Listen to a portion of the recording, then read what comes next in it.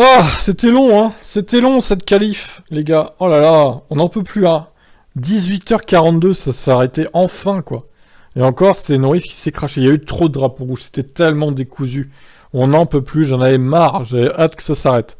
Alors certes, il y a eu pas mal de rebondissements, mais au final, on retrouve les deux mêmes, hein. Premier et deuxième, quoi, à savoir Verstappen-Leclerc, pour une fois que c'est pas l'inverse. Bon, bah, Verstappen a profité d'un problème technique de Bottas pour, on va dire, sécuriser sa pole position, puisqu'après le drapeau rouge, donc de Bottas, la pluie était plus forte. Et de toute façon, Norris a ensuite provoqué un dernier drapeau rouge avant la fin, donc là, c'était plié.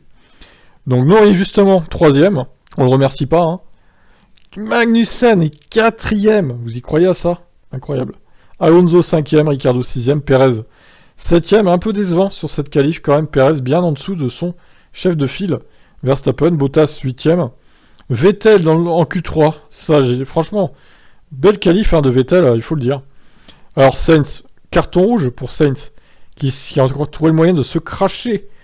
Ça la fout mal après avoir été renouvelé pour 2 ans. Russell aux portes de la Q3 11ème devant Mick Schumacher. Hamilton 13ème seulement, le pilote Mercedes, la Mercedes qui ne fonctionne pas sur ce circuit, c'est un enfer cette voiture. 14ème Zhou, 15ème Stroll, Tsunoda 15.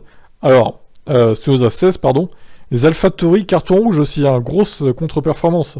Tsunoda finit devant Gasly, Latifi devant Ocon. Ocon, problème de boîte de vitesse a priori. On en saura peut-être plus durant le débrief.